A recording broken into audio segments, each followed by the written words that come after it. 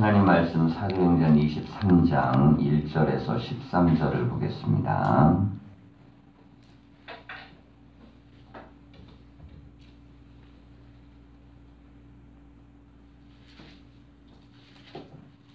교독하겠습니다. 바울이 공회를 주목하여 이르되 여러분 형제들아 오늘까지 나는 범사에 양심을 따라 하나님을 섬겼노라 하거늘 대제사장 아나니아가 바울 곁에 서 있는 사람들에게 그 입을 치라 명하니 바울이 이르되 회칠한 담이여 하나님이 너를 치시리로다 내가 나를 율법대로 심판한다고 앉아서 율법을 어기고 나를 치라 하느냐 하니 곁에 선 사람들이 말하되 하나님의 대제사장을 내가 욕하느냐. 바울이 이르되 형제들아 나는 그가 대제사장인 줄 알지 못하였노라 기록하였으되 너의 백성의 관리를 비방하지 말라 하였느니라 하더라. 바울이 그중 일부는 사두개인이요 다른 일부는 바리새인인 줄 알고 공회에서 외쳐 이르되 여러분 형제들아 나는 바리새인이요 또 바리새인의 아들이라 죽은 자의 소망 곧 부활로 말미암아 내가 신문을 받노라. 그 말을 한즉 바리새인과 사두개인들 사이에 다툼이 생겨 무리가 나뉘어지니 이는 사두개인은 부활도 없고 손사도 없고 영도 없다 하고 바리새인은 다 있다 함이라. 크게 떠들새 바리새인 편에서 몇 서기관이 일어나 다투어 이르되 우리가 이 사람을 보니 악한 것이 없도다 혹 영이나 혹 천사가 그에게 말하였으면 어찌하겠느냐 하여 큰 분쟁이 생기니 천부장은 바울이 그들에게 지켜줄까 하여 군인을 명하여 내려가 무리 가운데서 빼앗아 가지고 영내로 들어가라 하니라. 그날 밤에 주께서 바울 곁에 서서 이르시되 담대하라 내가 예루살렘에서 나의 일을 증언한 것 같이 로마에서도 증언하여야 하리라 하시니라. 날이 새매 유대인들이 당을 지어 맹세하되 바울을 죽이기 전에는 먹지도 아니하고 마시지도 아니하겠다 하고. 함께 읽겠습니다. 이같이 동맹한 자가 40여 명이더라. 아멘. 인사하겠습니다. 말씀 안에 복된 하루가 되십시오. 예, 오늘 본문의 말씀을 우리가 보면 바울의 공회 앞에서 위기를 넘기는 말씀인데요. 자신의 증언은 믿음 안에 참되고 그리고 하나님을 바르게 섬겼다 이렇게 선언했더니 그 자리에 있던 대제사장 아나니아가 바울을 쳐라 이렇게 명합니다. 자, 그때 바울이 이 대제사장을 향해서 비난을 하죠. 하나님이 너를 치시리라 뭐 이렇게 이야기를 합니다. 자, 그런데 이제 아마도 옷을 대제사장의 옷을 입지 않았던지 일반인의 옷을 입었는 것 같은데 이런 상황이다 보니까 알아보지를 못하고 했던 것입니다. 자, 그래서 곁에 선 사람들이 하나님의 대제사장을 내가 욕하느냐 자 이렇게 말을 해요. 그때 이제 바울이 너희의 관리, 백성의 관리를 비방하지 말라고 했다. 나는 사실 모르고 했다. 자 이렇게 이제 이야기하는 장면인데요. 자, 우리가 어떤 말을 하다 보면 그 말이 옳은 말인데 상황이 안 맞을 때도 있습니다. 자, 그런데 이제 상황이 안 맞더라도 그랬을 경우에는 빨리 그것을 이제 시인하고 또 인정해야 되는 상황이 있는데 바울은 지금 상황에서 내가 대제사장인 걸 몰랐다. 자, 옳은 말이어도 그 말이 지금 이 상황에 전혀 도움이 되지 않는 상황이어서 그렇게 이야기를 합니다. 자, 그런데 이제 그러다 보니까 이게 위기가 더욱더 가중돼 버렸어요. 상황은 좀 나빠지고. 자, 그랬을 때 바울이 지혜를 발휘하기를 사람들을 보니까 이 와중에 이 바리새인도 있고 사두개인들도 함께 있었습니다. 그래서 자신은 바리새인 중에 바리새인인데 내가 믿는 이 부활 또 천사에 대한 이야기 때문에 내가 이렇게 고통을 당한다. 자, 이렇게 이야기합니다. 그때 이 안에 있던 무리가 나뉘어져요. 이 바리새인과 사두개인들이 서로 분쟁이 생깁니다. 저게 바울은 이 위기 속에서 지혜를 발휘하고 그리고 이 위기를 벗어납니다. 자, 할 말은 다 했죠. 이미 이제 복음을 전할 걸 다 전했고 그리고 자기의 말을 다 했지만 여기서 만약 무리에게 휩쓸려 당한다면 이제 더 이상의 가능성은 없습니다. 그때 바울이 이 상황을 노면하기 위해서 지혜를 발휘하는데 그게 바로 나는 어떤 사람이다. 나는 어떤 사람이라는 게 위기를 극복하는 데 좀 많이 도움이 됐어요. 나는 로마 사람이다. 지금 여기서 또 뭐 나는 바리새인이다. 이게 삶의 이 지혜라는 것이 복음에 대한 것은 진리는 생명을 갈고 또 전하기도 하지만 또 내가 살아온 어떤 삶의 이력이라는 것이 그것이 내 삶의 문제를 해결하는데도 적절하게 잘 사용하는 그런 판단력도 되게 중요합니다. 예를 들어서 믿음 생활을 되게 열심히 해요. 그런데 사람들 속에 딱 들어가면 판단력이 떨어지는 경우들이 있습니다. 그렇게 돼버리면 그 영향력이나 지도력이 순탄하지 않겠죠. 사람들이 인정할 수가 없습니다. 그러니까 우리가 이제 항상 이 집사들 세울 때도 마찬가지로 성령과 지혜가 충만한 사람 이렇게 이제 세우듯이 우리도 마찬가지로 이 두 가지가 좀 같이 있어야 됩니다. 그런데 우리가요, 영혼을 살리려고 한다 했을 때 되게 중요한 게 뭐냐면 영혼을 살리는 문제는 프로그램의 문제가 아니고 그건 사랑의 문제입니다. 사람을 얼마나 사랑을 가지고 상대방을 보고 있느냐, 이게 핵심이에요. 그러니까 뭐 부모가 자식을 대할 때 훈계를 합니다. 근데 사랑이 들어가 있는 훈계는 자녀도 그걸 압니다. 근데 사랑이 빠져나가 버린 훈계가 분노가 되거나 혹은 그것들이 옳은 말 같은데 상대방을 감동을 못 시켜요. 결국에는 그것은 좋은 교육적 효과를 못 낳습니다. 그럼 이제 사람들이 진정으로 원하는 게 뭐냐면, 이게 정말 진정한 사랑으로 나에게 이걸 하고, 진정한 사랑으로 나에게 다가오는가. 이것을 이제 대부분 볼 때 뭐냐면, 그게 나에게 맞춤형 대화이고, 맞춤형 그 설득인가. 이게 되게 중요합니다. 왜냐면, 사랑한다 그러는데 방식이 나하고 전혀 맞질 않아요.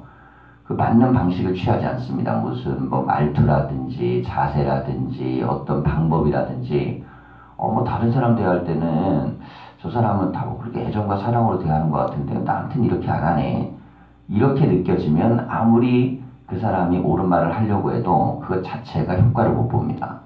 그래서 우리가 이제 굉장히 중요한 건 뭐냐면 언제나 상황에 맞고 사람에 맞도록 맞추려고 하는 노력, 이게 이제 중요한데요. 바울이 이렇게 노력하려고 부단히 애를 많이 씁니다. 이방인에게는 이방인에게 맞추려고 하고 또 유대인 속에 들어가면 그 환경 속에 또 맞추려고 하고 그런데 잊지 않으려고 했던 게 있어요. 만약에 이게 그냥 처세면 굳이 왜 죽을 길을 찾겠습니까? 그는 언제나 이 죽음의 길을 선택을 하는데 그는 처세로 이 삶을 살아가려고 하는 게 아니고 사랑과 그리고 이 복음에 대한 열정으로 모든 상황을 헤쳐나가려고 합니다.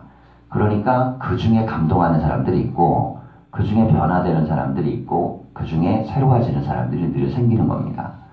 오늘도 우리가 이제 믿음으로 또 하루 한날을 살아가는데 여러분 우리가 세상에 나아가 그리스도를 증거하는 믿음의 삶을 산다는 것은 그거는 굉장한 용기와 결단이 필요합니다.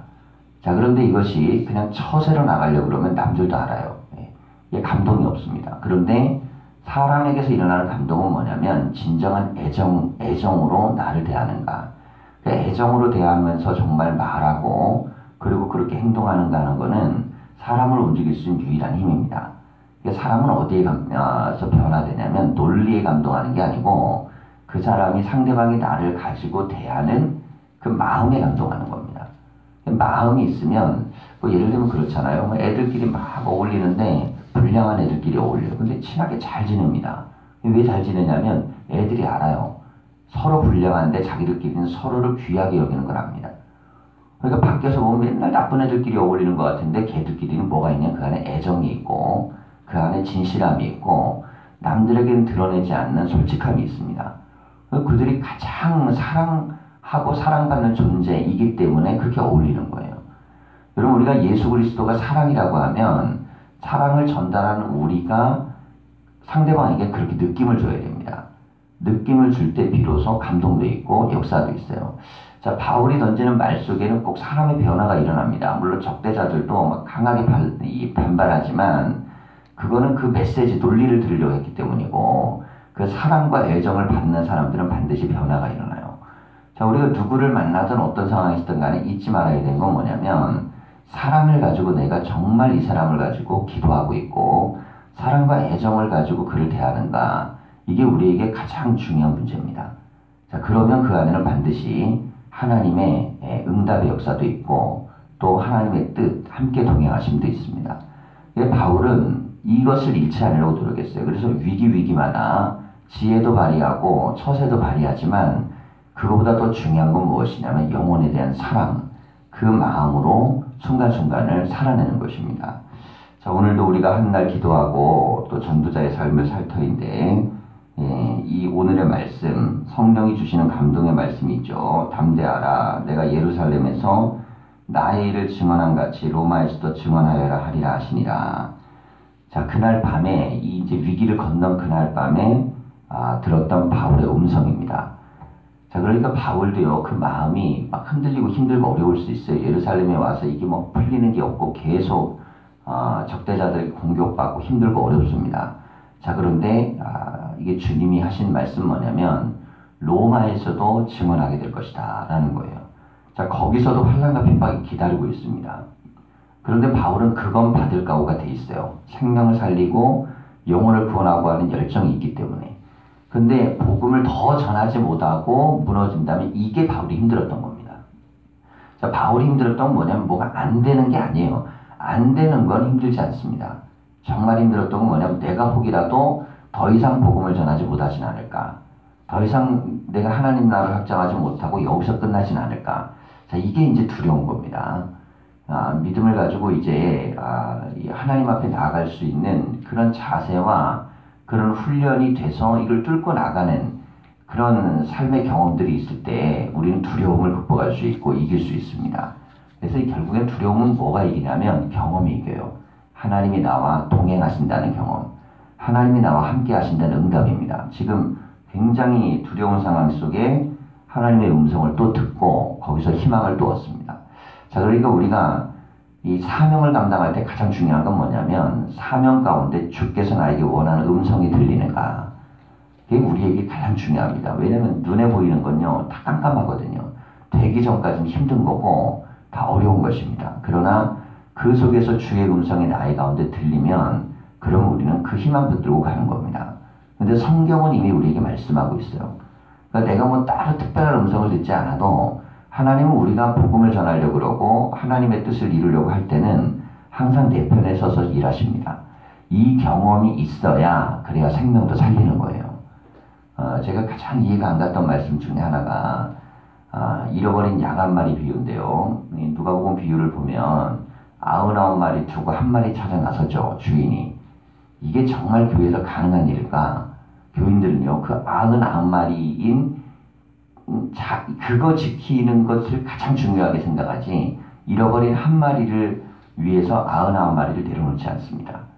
자, 이게 우리의 삶의 자리예요. 그럼 핵심 뭐냐면 애정의 문제입니다. 결국에는 애정을 가지고 한 마리를 99보다 크게 보느냐, 이게 그렇게 그런 눈으로 보이느냐, 그런 생각으로 이게 바라봐지느냐, 그거에 따라 모든 것들을 내려놓고 한 마리를 찾아 나설 수 있는 것이에요. 근데 예수님은 뭐라 그러냐면 선한 목자는 그렇게 하는 게 당연하다는 거예요. 자, 이렇게 당연하다는 건 그 애정이 있을 때에만 가능합니다. 교회도 마찬가지입니다. 교회가 교회 안에 머물러 있는 사람들, 이곳에 있는 사람들을 중심에 놓기 시작하면 누구를 잃어버렸건 누가 신앙을 안 하건 상관하지 않습니다. 그게 뭐 대다수겠어요.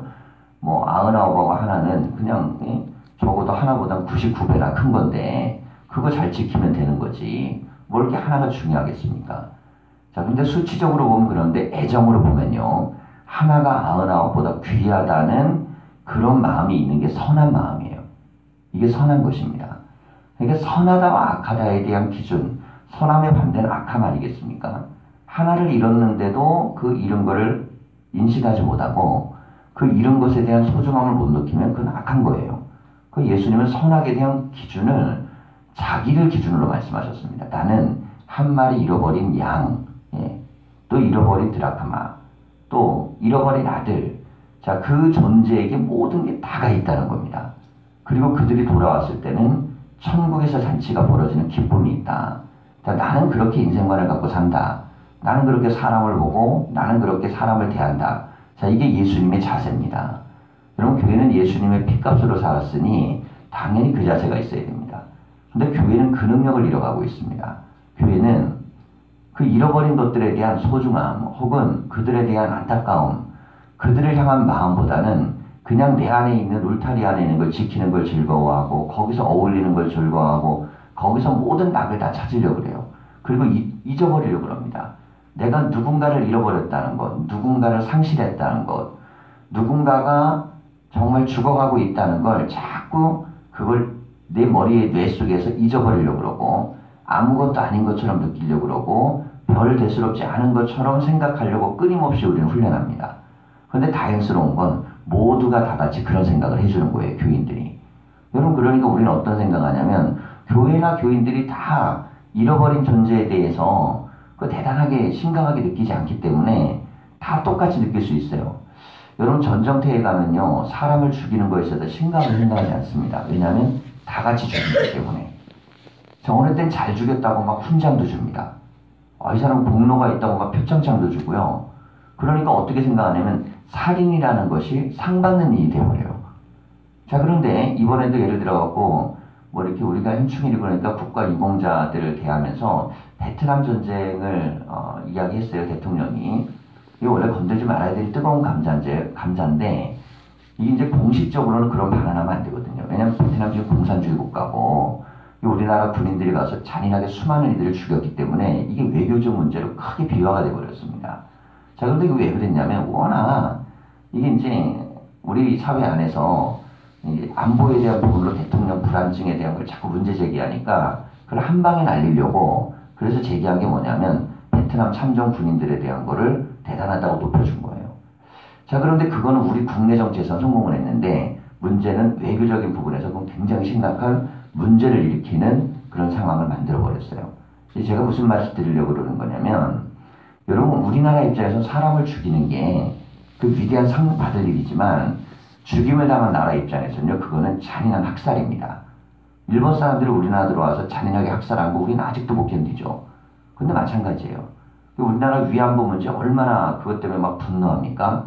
근데 우리나라 군인들이 베트남 가서 그거보다 훨씬 더 나쁜 짓 많이 했습니다.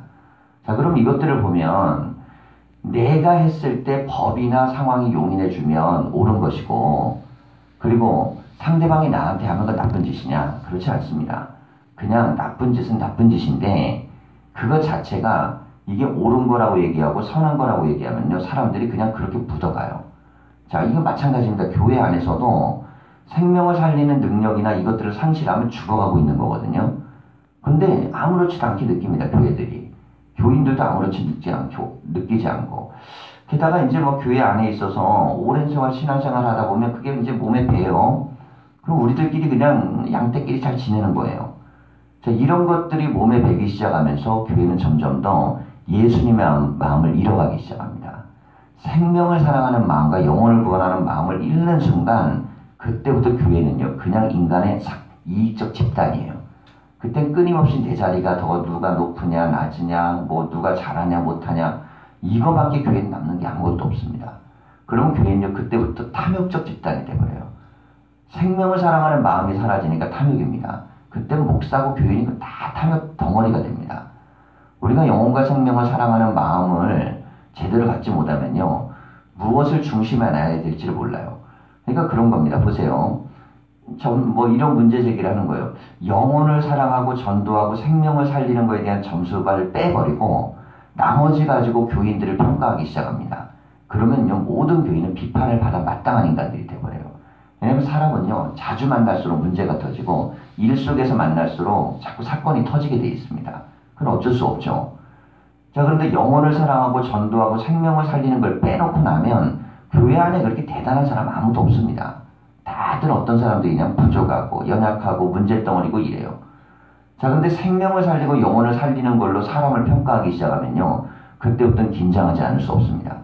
야 이거 왜냐면 내가 이거 잘 못한다고 생각하잖아요. 야 나 같은 사람이 무슨 나같이 부족한 사람이 무슨 하나님 앞에 겸손해지고요 교인들 앞에 그렇게 되게 돼 있습니다. 그러니까 생명 살리지 못하는 목사는요 그러면 이게 목사에 대한 영향력과 능력 자체도 다른 걸로 큰 소리 치면 안 됩니다. 왜냐하면 그게 되는 순간 자꾸 뭘 하게 되냐면 사람 자체에 대한 힘에 대한 정죄가 이루어지게 되는 거예요.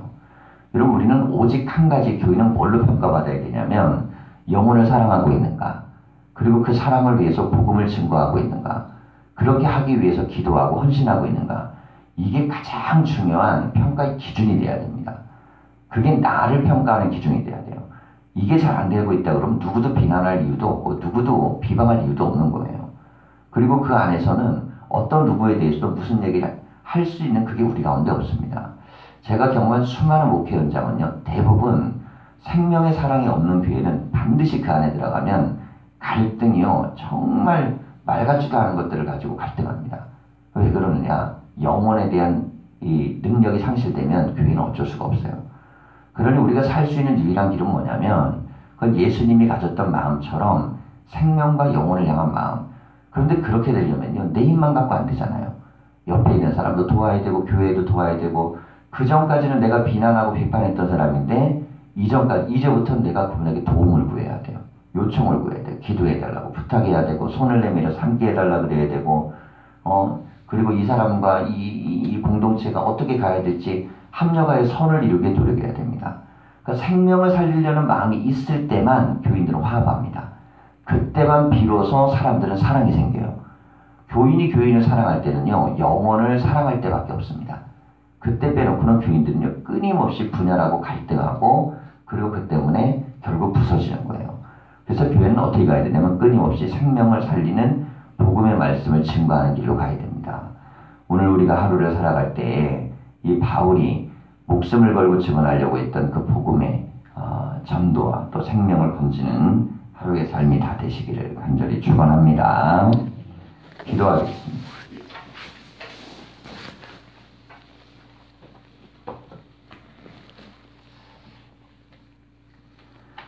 살아계신 하나님, 우리가 오늘 하루도 살아가고 또 우리는 많은 사람을 만나야 합니다. 그리고 하나님 만나서 우리가 예수님의 사랑을 전하며 저들 가운데 복음을 증거해야 합니다. 위기들이 올 때 지혜를 주시고 그 지혜 속에 항상 영혼에 대한 사랑이 있게 하여 주시옵소서. 내가 진실로 생명을 사랑하는지 보게 하여 주시고, 그러지 못하다면 하나님 앞에 통곡하며 기도하며 아버지 하나님 내 영혼을 들여다보게 하여 주시옵소서. 이른 양 한 마리를 위해서 99을 놓아버릴 수 있는 그 사랑, 하나님 그것을 위해 하나님 정신없이 양 한 마리를 찾아 나서는 하나님 그 마음, 하나님 그 마음이 교회의 마음이 되게 하여 주시고 우리의 마음이 되게 하시고 생명을 위하여 가는 마음이 바로 은혜교회가 되게 하여 주시옵소서. 그리하여 그런 믿음과 하나님 그런 은혜가 교회 안에서 생명을 살려내고 구원하게 하시고, 우리가 하나님 마지막 주일 하나님 VIP 초청으로 또한 아버지 하나님 총동원 주일로 지키려 할 때에 프로그램이 되지 아니하게 하시고, 이것이 우리에게는 하나님을 향한 열정과 사랑과 하나님 믿음의 고백이 되게 하여 주시옵소서. 오늘도 귀한 기도를 드리며 주님 앞에 드리는 예물을 받으시고 기도하는 제목의 역사가 일어나고 하나님의 응답의 역사가 있게 하여 주시옵소서. 예수님의 이름으로 기도하였습니다. 아멘.